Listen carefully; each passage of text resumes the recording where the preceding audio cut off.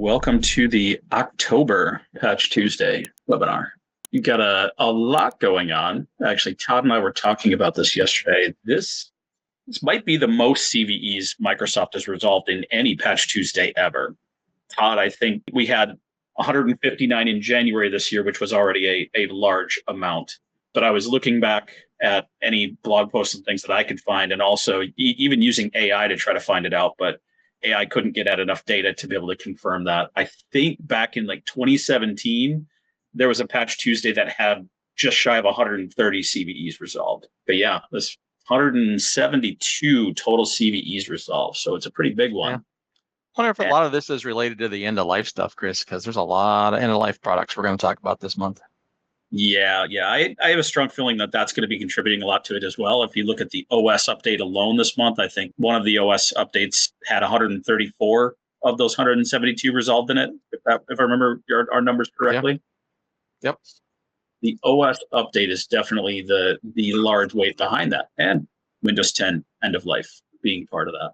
One other thing that, as I was looking back on that, do you remember back in 2017, I believe it was, February 2017, they skipped Patch Tuesday. I don't know if you remember that, but Microsoft actually have a Patch Tuesday event that month. So it's kind of crazy. I was just, as I was going back and trying to see if we've ever seen a Patch Tuesday this large, I came across a few old memories there. All right. On that note, welcome everyone. Got a lot of stuff to cover, so we're going to get started. There's some docs that you can download, including today's presentation. I know a lot of you like to grab that, so make sure to go over and download that before you forget about it. That way you don't have to wait for it to be uploaded later after the presentation today, if you need any of that information. Also, if you need some of the links that we're going to be going through, most of those should be in there. Some of them might be links within articles or other things like that, so you might have to go to one link to get down into some of the other ones. But that is going to have a lot of the information you'll need there. You'll also see some other material in there if you want to take a look at some of the interesting things that we've got there, like our exposure management strategy, content, some of the feature tech bites that we've got, 60-second videos that kind of talk through some of the key features of our cloud patching solution, and a link over to our podcast if you wanted to check some of those previous episodes there. All right. So on that note, let's start to dig in. We're going to go through an overview of the Patch Tuesday release from yesterday. We're going to talk about some recent news, especially all the end of lives. And then Todd's going to walk us through the bulletins and releases for this month. We're going to wrap up with what we refer to as between the Patch Tuesdays. Any of you who have been following us for a while, you know that there's a lot of activity that happens in between Patch Tuesday events. And a lot of that is dictating how we need to adjust and reshape our processes around vulnerability management going forward. So you're going to hear more and more about exposure management. Exposure management is really trying to get into that new mindset, breaking out of more of a linear process of doing things and into more of a continuous model where you define your outcome, configure for it, and then try to handle the exceptions. Really, that's kind of the simplest way of boiling down exception or exposure management. But it does go beyond that as well. For those of you who may be going to Gartner Symposium next week, I am going to be there. We're going to be doing a few things in the booth around really talking about exposure management and how that, is reshaping how organizations are going to be thinking about vulnerability management. So if you are going to be there, do stop by. I do have a session I'll be presenting on Monday talking about that. And then we're going to be doing some tabletop exercises and things in the booth. That'll be interesting walkthrough of how to rethink your vulnerability management process. Later this month, 2 weeks out, we're going to be also doing another web event where my counterpart on the product marketing side, Rob, and I will be going through and talking about that maturity model of transitioning from vulnerability management to exposure management and how organizations are looking at that, where they're looking to improve and so on. So there's a few interesting things going on there that you may be interested in also signing up for to catch later in the month. All right. Adobe, Microsoft, and Mozilla were the three vendors that were released by the time we wrapped up our content gathering yesterday. Google did release later in the day, and we will talk about that Google Chrome update as well. And that is rounding out the major things that released yesterday that are supported in our patch catalog.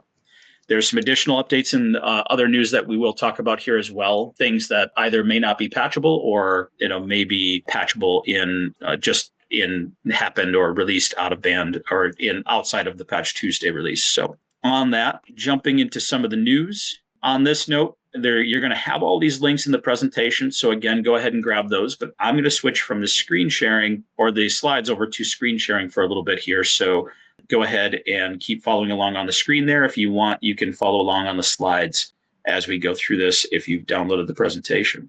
First, lining up, we've got our Windows 10 end of support article. So this is going to have a lot of the basic details of what's next. Most of you have been looking into this for over a year. Some of you may still be going through and figuring out now that you're down to the dregs of what's left. What do you need to do to continue supporting, or how do you mitigate any risks if you do have a few one-off systems that need to be maintained? One thing different about this ESU versus previous ones is Microsoft is really doing it for quantity 1 and up. They do have some ways for small businesses or even large businesses that are just doing a very small quantity to be able to license. I've talked to a few organizations that are running 10 or less Windows 10 devices, but they have a really important critical system that requires it for a period of time. So they need at least another year, if not a little bit more, to get off of that. So many of our customers, like yourselves, are actively looking at how to extend that life for a short period of time.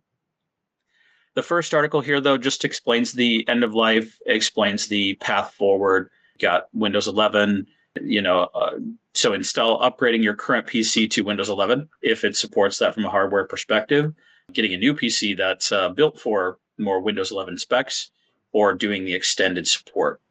So this has some, FAQ type responses for a lot of the common questions that are coming up. If you have purchased Microsoft Extended Support and you're using an Ivanti product, you can subscribe to our extended support. If you haven't already started that conversation, you could reach out to your rep and do that. We do have a charge for the operational costs that we incur by maintaining that support going forward.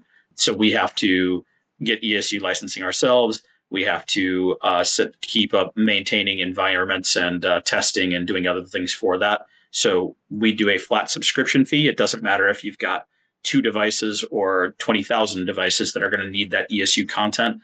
We scale that price equitably to the quantity of Windows 10 devices you're going to be maintaining, but it's a much smaller cost than what Microsoft is charging you per device. We just need that for our operational efforts. So that's why there is an additional cost there for our content services. If you're on either Ivanti Neurons for patch management, Patch for endpoint manager, or security controls, those are the 3 products that we are supporting that extended support program for. The next end of life we've got is Exchange. So those of you who are still running 2016 or 2019, this next article is the Microsoft Exchange Online article, how to transition over to that, or the other option is the Exchange subscription. So if you were running the 2019 Exchange, the Microsoft had pushed some bits over on some of their last updates to make it so that can transition into the Exchange subscription-based solution. We have added support for Exchange subscription into our catalog now. So those of you who are going to be transitioning from either 2016 or 2019 over into Exchange subscription, we do have the ability to support that. So just wanted to make sure everybody's aware of that. But this article walks you through some of the directions you can go with the Exchange side. There's also upgrading your organization from current versions to Exchange Server SE. So that gives you the details you need to know, how do I get upgraded to and move over to the go forward option for on-prem. And the third big end of life this month is Office. 2016 and 2019 are coming to end of life. So this is the final security update for those 2 editions. You have options to move over to Office 365, or Todd, correct me if I'm wrong, but there was a 2024 LTSC here, right? There's 2 versions, Chris. There's a regular Office 2024, and then there's an LTSC version, which is more of a cut down version for specialty implementation. Okay. Yeah. So, okay, there is a regular Office 2024 edition Right. then. Okay, And you can perfect. run that locally on your machine. That's kind of the 2016 replacement if you don't want a cloud-based version. Right, right. So that being said, there are LTSC editions of Windows as well. So for Windows 10, you do have to be up to the latest Windows 10 edition if you're going to do the ESU support. So that's the 22H2. And if you're going to try to transition over to LTSC, just be forewarned that that is really intended for a slimmed down user experience. It's really intended for point of sale or kiosk style experiences where you need a very slimmed down experience.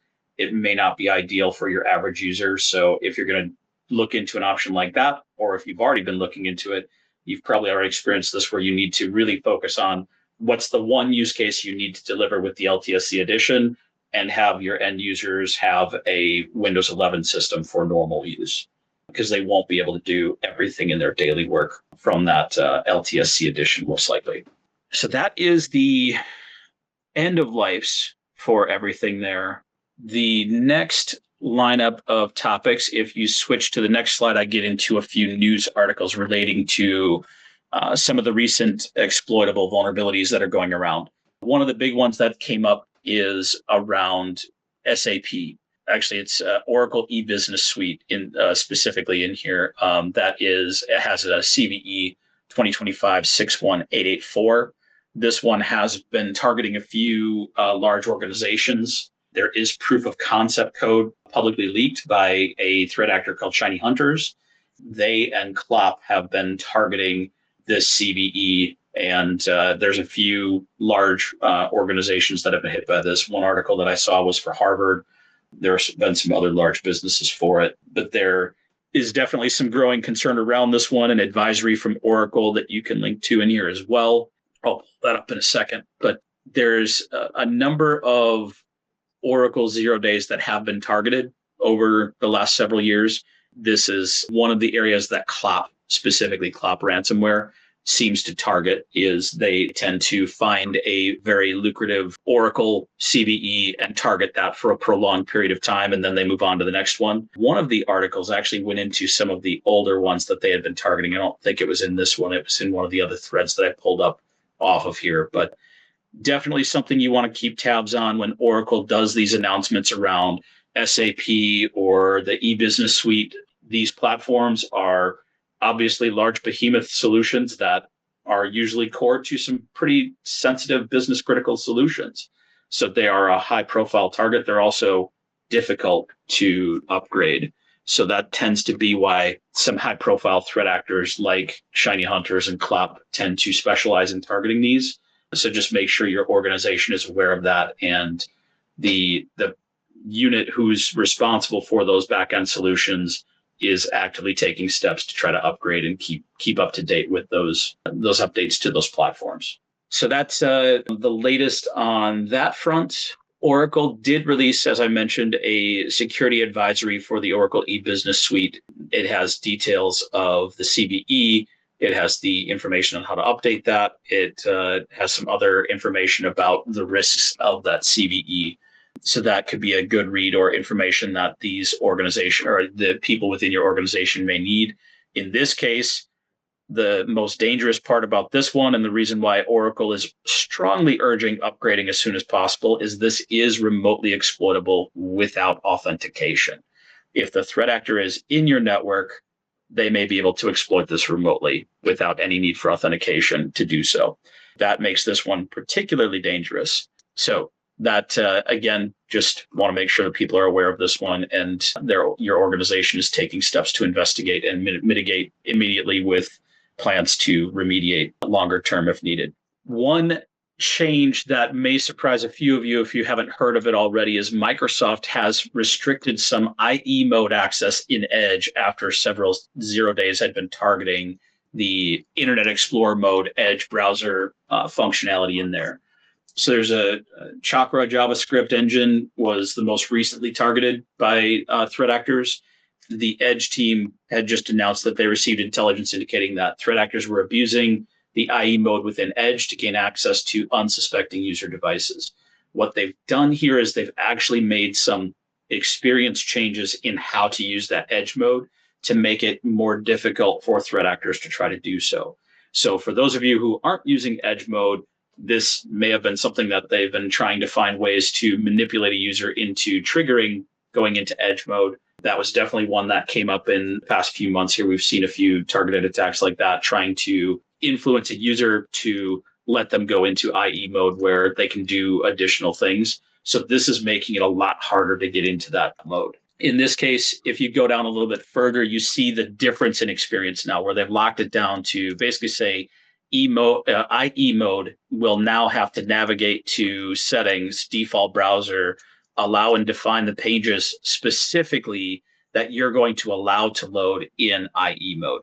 So it's requiring a lot of additional steps to get to that mode, but it should mitigate a lot of this, the ability for threat actors to try to target this for an unsuspecting user, where if they click on it, they can get into IE mode very easily. This is going to make it significantly harder for them to do that. Now, it doesn't mean that they still can't manipulate a user to do this. But if they do that, that user is going to have to go through a number of steps to get to this mode and enable the attacker to, be able to do that. So just want to make sure, though, that people are aware that this behavioral change was implemented, and it's because of the number of attacks that have been targeting that IE mode in the Edge browser.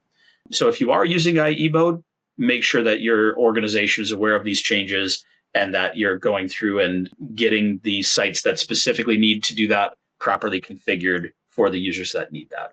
And probably educating users that anything asking you to do that otherwise shouldn't, you should only ever have to do that if IT or your organization specifically tells you to do so. Right. This next article from the Hacker News just talks about 2 out of 3 of the more recent 0 days that just came out. There was a third one that we're going to talk about a little bit, that's more of a third-party CVE that came up in here as well. But the 2 Microsoft CVEs that were both 7.8 CVSS scores definitely confirmed to be targeted in the wild. That they're talking about in here. Microsoft has resolutions to both of these. One of them was actually a fax modem driver. This one was probably the biggest laugh for myself yesterday as I was reading through these, like, oh, hey, we're still shipping fax modem drivers out with Windows as a, stock kind of a driver that's included. And it was funny that Microsoft's resolution for this one, remove the driver. They basically, if you go down to the notes for 24990, their resolution for this is they've now removed the Azure modem driver, and they're highly recommending that if you have any dependencies on this modem driver, that you remove those dependencies because it's not going to get fixed. The solution here is stop using the driver. The other part of this is that driver, if present, can be exploited. It doesn't have to be if you're using it. So just the presence of that was enough to be exploitable. So there's more details on that in the actual KB article that Microsoft has outlined there. But I wanted to bring that up as a couple of the CVEs that were particularly nasty this month. Both of those got added to CISA's KEV list yesterday. So you would have seen those if you'd been reading through the CISA KEV update that came out yesterday. But that's really pushing the urgency. The number one update you really need to do this month is going to be your OS update. That takes care of all 3 of the 0-day exploits and the 2 public disclosures that came out. And it's your final Windows 10 security update. So this gives you until next month to make sure that you've either got moved over to Windows 11, or you've put some additional mitigations in place, or you're switching over to the ESU and online to be able to start using that. The next article that I found was Chrome. They had a use after free flaw that lets attackers execute arbitrary code. So this was in yesterday's release. It's abusing some safe browsing features and earned a high severity rating from Chrome for that reason.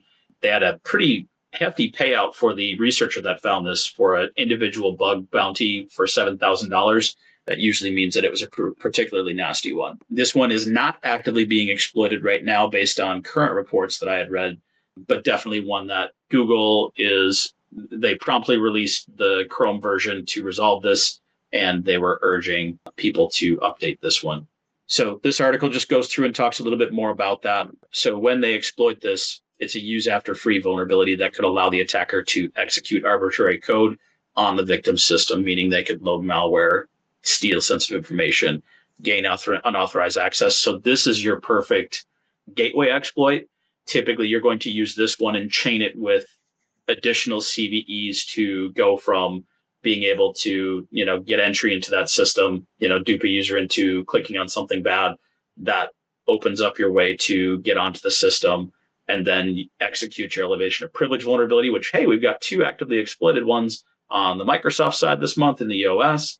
It's just that this is your door opener CVE. So one of the things, for those of you who have heard me talk about this before, browsers, unless you've got a very sensitive application in your organization that tends to break when you update browsers, switching to a weekly or even a daily check for your browser updates is preferred. We're going to talk about Mozilla in a second here as well, but between Chrome, Edge, and Mozilla, you're going to have 2 or more browser updates every week that's going to contain security updates. And 0 days exploited vulnerabilities can happen pretty close together.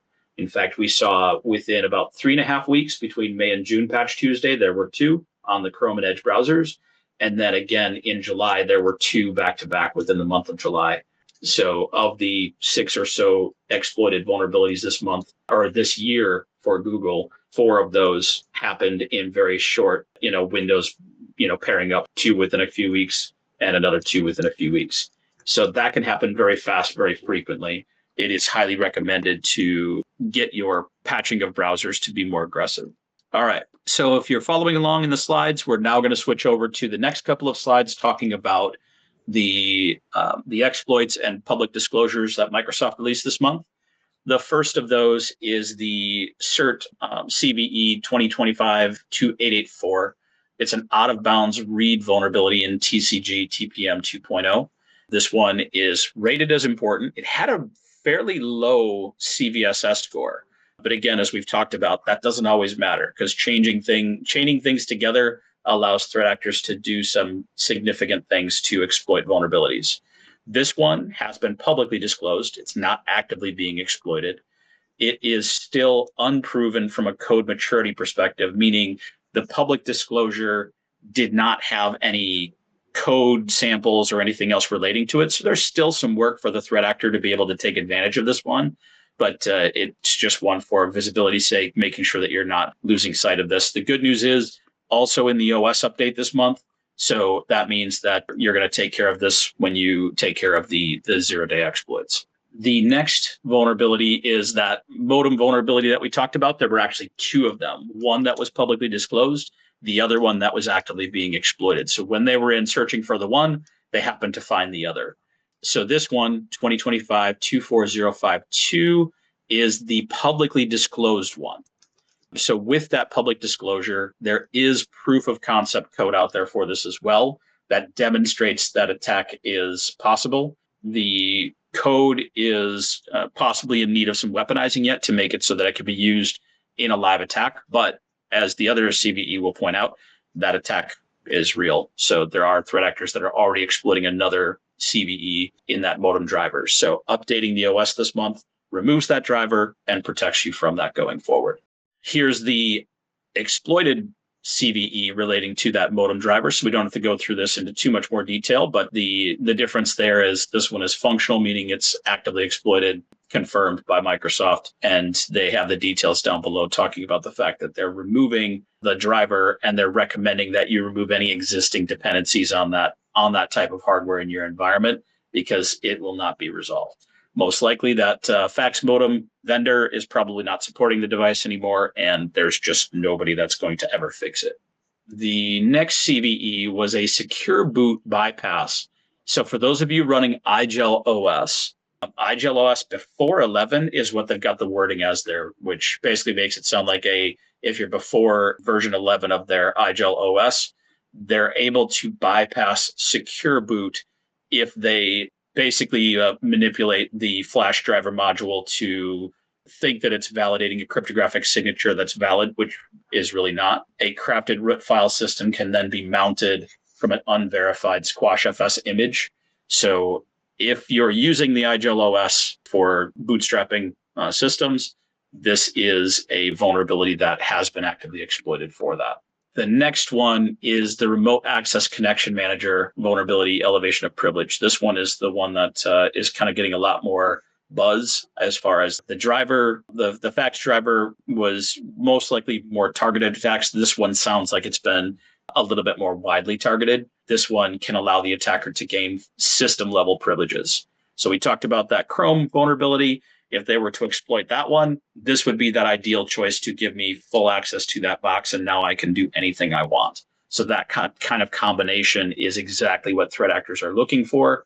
That lets them go in and get very quick access, elevate their privileges, and really own that box. And you can see here it's affecting all of the Windows OSs, including all the way back to Server 2008 yet. We still are seeing those, and most likely it's because somewhere very important like national infrastructure or something like that still has to run Server 2008 for some reason. But yes, there is still a few out there that are patching that, and Microsoft is still updating it for some reason. So that wraps up the Microsoft exploits and public disclosures. For those of you running the Ivanti products, there were 2 patch updates from us yesterday and 1 security advisory. So the 2 patch updates, if you're running Ivanti neurons for MDM, the 3 CVE or the 3 CWEs, if we fix them on our side and you don't have to worry about them, we just do a CWE notification.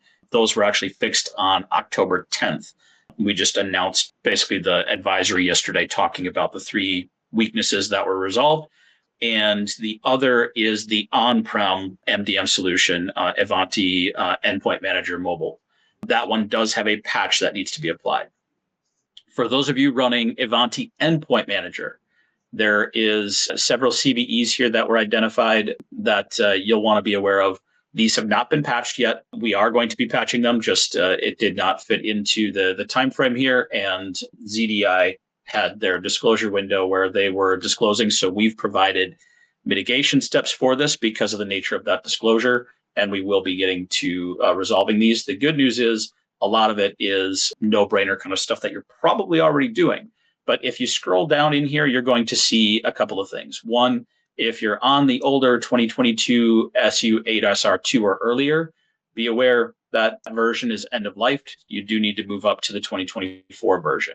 If you're on 2024 SU3 or SR1 and later, the good news is additional things in that release and later already mitigate much of this. There's a couple of workarounds and mitigations down below that can help you further ensure that you're securing your EPM core servers. The first one is insecure deserialization. It's significantly reduced if you're running on SU3, SR1, and later. If you have not moved over to EPM 2024 SU3, SR1, you should look into using either a reliable firewall or whitelisting configuration to prevent remote access to arbitrary high-range TCP ports. Again, with SU3, SR1, and later, there's other things already in place that help mitigate this quite a bit. If you're before that, look into this best practices article, and that will help you ensure that you're putting additional mitigations in place. Path traversal, again, a lot of best practices out there. If you've configured your core correctly in proper or importing untrusted configurations to your core, would always carry a risk. Where is that configuration coming from? Why are you importing it? Have you reviewed what's actually going to be changed by that configuration? Those are all steps that you should take to ensure that you're protecting your core at all times. So this is more of just a awareness of make sure that you're importing questionable configurations into your, middleware systems within your environment. So again, kind of no-brainer type guidance there for the most part. The next set here are SQL injection vulnerabilities. This one, if you are running reports out of EPM, there's a risk there. There's additional reporting functionality that can be disabled to mitigate this risk.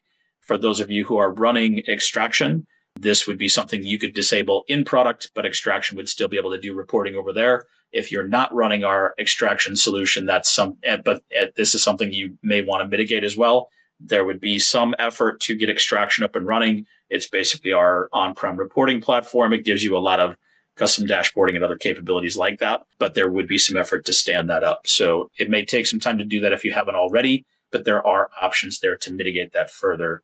Otherwise, looking into obviously restricting access to the core server and the SQL servers involved, making sure that you've locked down permissions are additional steps you can take there, as always, to secure those environments.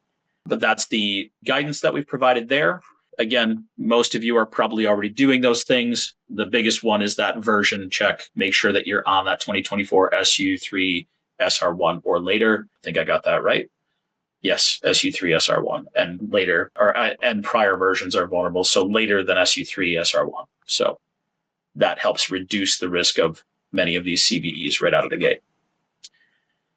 All right, we have a couple of Linux CVEs. If you look at the 3 slides we've got on the Linux side, 2 of them come with some more recent news that I wanted to touch on and just make sure that you're aware of this. Well, the first one, CVE 2025-40300.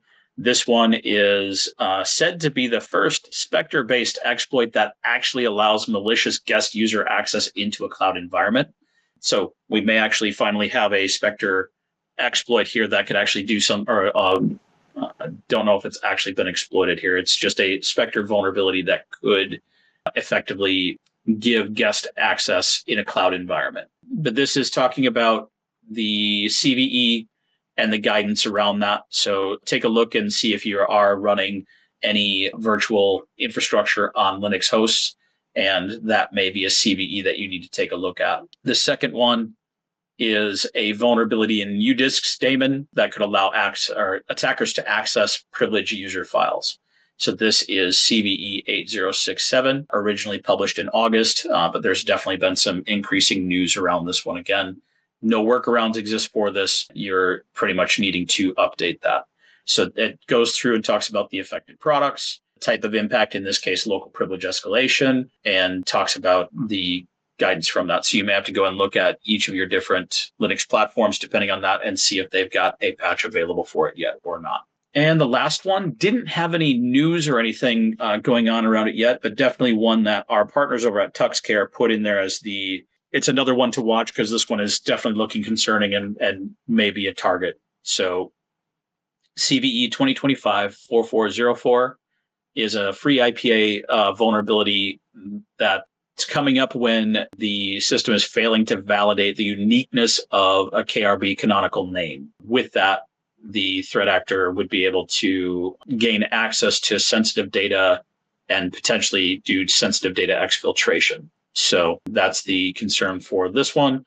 Mitigations, there were no mitigations available for that right now. You'd have to go and update your Red Hat or other systems, depending on where else this flaw is. This one's specifically talking Red Hat, but if you've got the CVE on other platforms, they'll have patches for it as well, or should soon. But you could see here that Red Hat started releasing updates for this one starting in late September through into October. So you can expect that the other Linux flavors, if they're exposed to this, will also be doing similar. So those are the 3 Linux CVEs that we had to cover this month. Sorry, we're covering a lot of ground here, and I've already gone fairly long, so I want to give time for Todd to go through the bulletin updates. There you go, Todd. I think you covered most of them, Chris. Come on, man. Yeah, I feel like I'm running 500 miles an hour right now. All right. Yeah, no problem. Well, here's one you did cover. Chris did talk about the late drop yesterday that came out from Chrome with this particular vulnerability, 11.756. It was flagged as possible remote code execution, as Chris talked about, so we won't spend too much time on this one. We did see updates yesterday from Mozilla almost across the board for their products, starting with Firefox 144, the latest version of their browser that came out, addressed 14 vulnerabilities. One thing that was interesting in this is that I flagged these with red and an asterisk here. Chris and I talked about this yesterday, is the way they were reported. Mozilla said that the way there was some of the information they collected about this, that they suspected that these may already be exploited in the wild. They didn't have direct confirmation, but they were seeing information with these particular vulnerabilities that they might have been exploited. So be aware of that. Anyway, definitely it was rated high from Mozilla yesterday on the latest Firefox browser. On the ESR side, this is their oldest one that they're still carrying. It's the 115.29. One of these vulnerabilities also applied to that. It was the CVE 2025-11.7.14. So you want to make sure that you do update this older ESR version if you are carrying that forward as your long-term version. And the other one was around security updates for Firefox 140.4, and 2 of these vulnerabilities applied there. So definitely want to make sure that you update that. 8 vulnerabilities were fixed overall with that release. Of course, the similarities between their product, talking about the Thunderbird Mail product, 11 vulnerabilities were fixed in 144, the latest version of this, which included those 3 possibly exploited vulnerabilities I have listed there. And finally, we also saw an update for their ESR version 140.4 as well, and the 2 vulnerabilities I talked about earlier. So you want to make sure that across the Mozilla product family, if you're using those, that you do roll these out with your regularly scheduled Patch Tuesday updates. We did see quite a few updates from Adobe as well. I've included the 3 here that we support in Creative Cloud with updates from our products. First one was their Security Advisory 25.96 for Adobe Bridge. They addressed 2 vulnerabilities here that had to deal with arbitrary code execution and memory exposure, where they refer to them. These are the latest 2 versions of Bridge that are out there. You want to make sure you get those covered. There was an update for Adobe Animate as well with their Bulletin 25-97. 4 vulnerabilities that were exposed here, 2 rated critical and 2 that were rated important. And finally, there was also an update for Adobe Illustrator. Again, another common product that comes with Creative Cloud. 2 vulnerabilities here. Both of these were rated critical. That could lead to arbitrary code execution, so you want to make sure you get those covered. Should say that across the Adobe set of products, there was nothing that was listed as known exploited. So again, vulnerabilities, critical ones, but nothing that was reported as known exploited. Moving on to the regular updates from Microsoft we saw for the month. As Chris said, Windows 11, we saw a massive number of vulnerabilities addressed, 134 this month.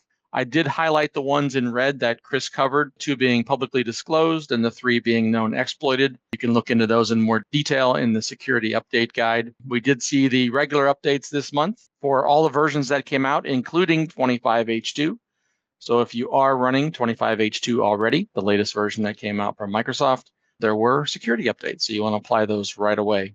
Also keep in mind, in our product set, we do share the enablement patch. So it is possible to update this version from 24H2 to 25H2 with the enablement patch. You don't have to have the ISO file.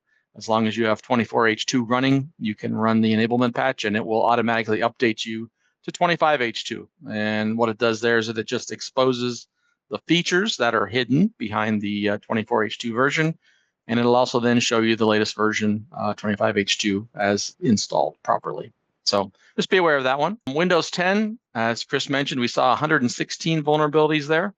Keep in mind, this is the last non-ESU version of the update. If you are going to be using ESU, you want to make sure that you are running 22H2 as the latest version, because that's what the ESU updates will apply to. Again, those same publicly disclosed vulnerabilities as well as the known exploited ones that Chris talked about earlier. No reported issues here. Oh, I should mention, let me go back here. I didn't talk about known issues. Under Windows 11, there was an issue reported with the latest version, 24H2, 25H2, and Server 2025, which had to do with digital rights management and the playing of digital audio. You might run into a problem there. They did mention in the KB article, this problem has sort of existed since the August release. They addressed some of it with the September release and a little more now with the October release. It said they're still taking a look at it and looking at a long-term solution, but it sounds to me like they've kindly done as much as they can at this point. But you might run into still some issues with digital audio playing on these operating systems where you might get some stops, some black screens, etc. So be aware of that. Again, it has to do with the digital rights management and the way it's being implemented and managed in the operating system.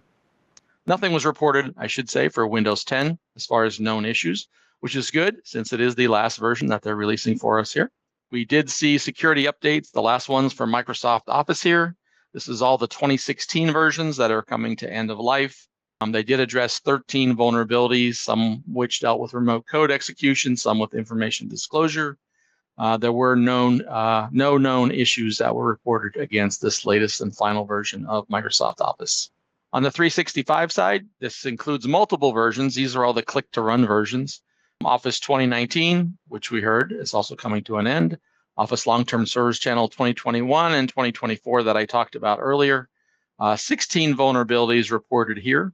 No known issues reported against these. They had a number of impacts here. Remote code execution, some denial of service. There was actually one vulnerability. And of course, some information disclosure, which we see against most of these vulnerabilities. Chris talked about updates for Exchange Server. The Exchange Server updates were only rated as important this month. They addressed 3 vulnerabilities this month. I have them listed here. None of these were known, exploited, or publicly disclosed. It does cover all versions of Exchange Server that are under current support. This includes 2016 CU23, the 2 versions of Server 2019, CU14 and CU15, and the Exchange Server Subscription Edition, which is the latest version that they have out there. We did see, as usual, updates for SharePoint Server. This month, there were 6 vulnerabilities that were addressed. I have them listed here. None of these were known, exploited, or publicly disclosed. And as Chris covered earlier, those were only in the operating system updates this month. But again, rated important. You want to make sure that you do get this deployed as soon as possible as well. It's been a long time since we saw .NET updates, .NET framework updates, I should say. We do continue to see .NET 8 and .NET 9 updates in the development side. But as far as what you deploy out to the actual endpoints, we did see this month both the monthly roll-up update of .NET, which includes like basically everything going way back in time, as well as the security-only updates this month for .NET framework as well. Interestingly enough, it goes all the way back to 2.0 version. A lot of times you'll see just 3.5 through 4.8.1, but this month, this one does go all the way back to 2.0. Only one vulnerability. It was an information disclosure vulnerability. It was related to the encryption, which was kind of interesting in .NET Framework and the way it could be exploited. It is not known to be exploited, but that's what this particular vulnerability had to do with. Like I said, we haven't seen a .NET Framework for a while, update for a while, so it was interesting that this one came out now. Chris talked a little bit about the Between Patch Tuesdays, and we did see a large number of releases this last month. We break them out into 3 parts for those of you that are on the call regularly. We have security updates with CVEs, where the vendors do let us know what vulnerabilities are being addressed directly. A lot of times the vendors will tell us this is a security update, but they won't necessarily call out specific CVEs. So we break them into the second category here. And then finally, we have the non-security updates. I have both a Windows section, which we'll go through first, and then a Apple Mac OS section coming up here. So we did see, as usual, a regular group of Chrome updates. They are releasing typically weekly now. And so the first one that we see going back here to September 17th, they addressed 6 vulnerabilities. Back on October 7th, they addressed 11 vulnerabilities in Chrome. And of course, we saw the one that came out yesterday, the single vulnerability. Docker for Windows got an update addressing 1 vulnerability. Greenshot actually came out with a vulnerability reported against it. Incidentally, Greenshot's an interesting product. It actually was stopped in production about 3 or 4 years ago. We covered it back then. It went away, and it has now come back under new management. So we are, once again, supporting Greenshot. For those of you who use that, it's a very popular screenshot type program. We did see an update for Firefox throughout the month, 43, older version. Again, 44 came out yesterday. 143.0.3 also got an update with 2 vulnerabilities. An ESR version 140.3 came out throughout the month as well. This one back on September 17th. We did see regular updates for Foxit in the different versions that we support. There's the PDF editor, there's the subscription edition, the consumer version. Again, all of those address the same 2 vulnerabilities. So depending on what you're running there, you want to make sure you get those updated. We did see one update for Opera with a reported vulnerability back on the 18th from September. A Thunderbird ESR update addressing 4 vulnerabilities and a couple of updates for VMware tools. So if you're running those, you want to make sure that you get those updated as well. On the Apple side, we did see quite a few updates. We saw 2 updates actually for each of the operating systems this last month. I'll cover those here in a second. And a number of non-security updates as well that I'll cover. So we did know that Tahoe was released just recently. Apple did change the operating system numbering with the release of Tahoe, by the way. They've jumped, as you can see, Sequoia, the previous release is version 15. They've now gone to the yearly numbering system that a lot of the major vendors are doing, us included. They jumped Tahoe to version 26, representing the year 2026. The original release followed quickly with a security update, which included 77 vulnerabilities. And then they also did a hotfix recently with just one vulnerability. You can see it's listed across all 3 supported versions of their operating system, Sonoma, Sequoia, and Tahoe. And it was that one particular vulnerability, 2025 43400, which was an interesting font vulnerability. So you can take a look at that. I included the links behind each one of these versions if you want to go back and look at the list of vulnerabilities for each one of these. There was also a separate Safari 26 update that runs on top of macOS Sonoma and Sequoia. It did address 7 vulnerabilities, which are separate. So you can individually update Safari, the browser, running on top of those particular operating systems. As far as third party goes, we had 2 Chrome updates for Mac that came out here, 140 and 141. We saw that Docker for Windows update. There was also a Docker for Mac update. Actually happened to address the same related vulnerability. There was a Visual Studio Code update that came out a while back. So if you're programming on top of Apple, you can do that. Firefox, we saw a Firefox 143 update and an ESR 140 version as well, fixing 7 vulnerabilities with that latest one. And of course, Edge. People run Microsoft Edge on top of Mac OS and instead of Safari, or maybe in addition to Safari. And you can see each one of these releases, which is coming out weekly pretty much, addressing multiple numbers of vulnerabilities. Again, these are the 4 releases that came out between the Patch Tuesdays, again, covering Microsoft Edge. In addition, we saw some Office updates. We saw an Excel update. These are all .101, version 16.101 that came out throughout the month. These were released back on September 17th. We saw 10 vulnerabilities in Excel. And 2 vulnerabilities in several other of the Office applications as well. Very common across each one of these. And finally, we saw a Thunderbird ESR 140 update that came out here back on September 17th, addressing 10 vulnerabilities.